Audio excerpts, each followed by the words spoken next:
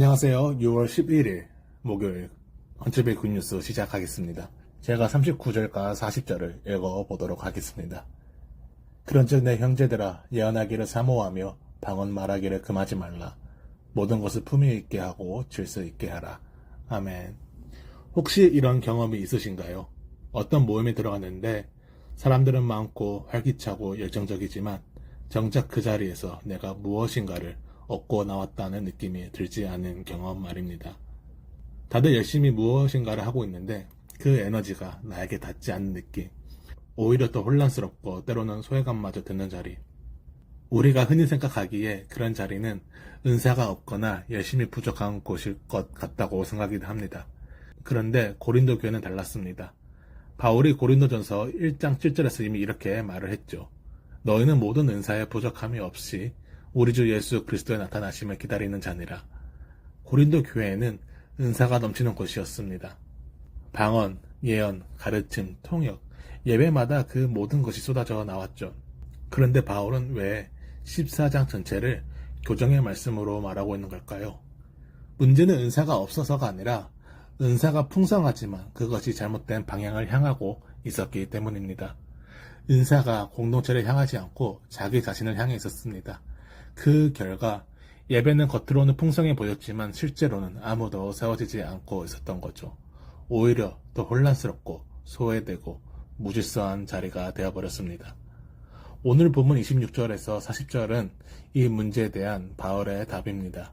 그리고 그 답은 두 가지 원리로 요약될 수 있죠. 덕을 세우라, 그리고 질서를 지키라. 26절에 보면 바울은 예배 가운데 일어나는 것들을 나열합니다. 찬송, 가르침, 계시, 방언, 통역, 이것들은 나쁘다고 하진 않습니다. 다 좋은 것들이죠. 그런데 바울은 이 모든 것에 딱 하나의 기준을 제시합니다. 모든 것을 덕을 세우기 위하여 하라. 덕을 세운다라는 말은 헬라어로 집을 짓는다, 건물을 올린다라는 뜻입니다. 바울은 예배를 건축 현장에 비유하고 있었습니다. 우리가 예배 가운데 모이는 것은 하나님의 공동체를 함께 세워가는 말입니다. 그렇다면 기준은 하나이죠. 내가 예배 가운데 하는 이 행동이, 이 말이, 이 은사의 표현이 공동체를 세우고 있는가? 바울은 이미 앞에서 이 대조를 분명히 했습니다.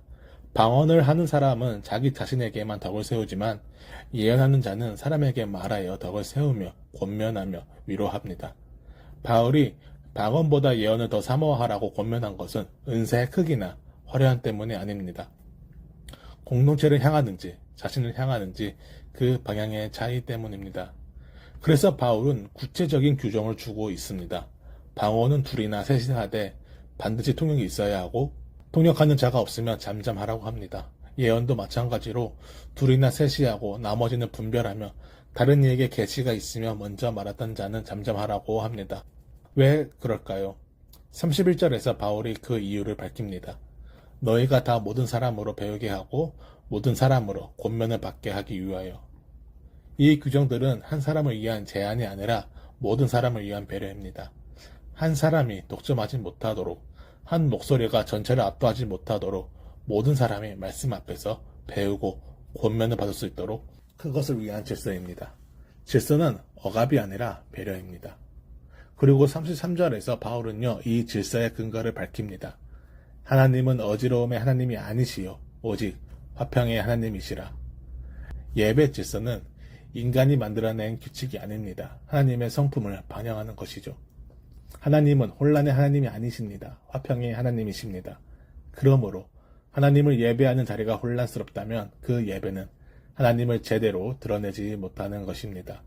더 나아가서 36절, 37절에서 바울은 이렇게 말을 합니다. 하나님의 말씀이 너희로부터 난 것이냐? 내가 너에게 쓰는 것이 주의 명령인 줄 알라.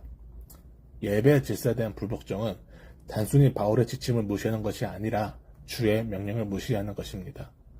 예배의 질서의 권위는 말씀의 권위와 연결되어 있습니다. 오늘의 원포인트 말씀은 이것입니다.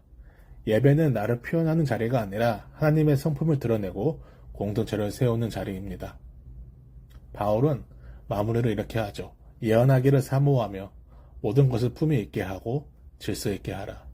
열심을 포기하라는 것이 아닙니다. 그 열심이 질서 안에 있어야 한다는 것이죠. 오늘 이 두 가지를 붙들었으면 좋겠습니다. 덕을 세우고 질서를 지키는 것. 억압이 아니라 공동체를 향한 작은 나침으로 받아들이십시오. 그리고 이 두 가지가 함께할 때 우리 예배는 화평의 하나님을 온전히 드러나는 자리가 될 것이라 믿습니다. 같이 기도하시겠습니다. 하나님 아버지 감사합니다. 우리가 예배 가운데 모일 때마다 나 자신을 표현하는 자리가 아니라 서로를 세우는 자리임을 기억하게 하여 주시옵소서. 내 찬양이, 내 기도가, 내 작은 섬김 하나가 옆에 앉은 형제 자매에게 덕이 되게 하시고 우리가 함께 모일 때마다 하나님의 집이 조금씩 더 세워져 가게 하시옵소서. 감사드리며 예수 그리스도의 이름으로 기도드립니다. 아멘.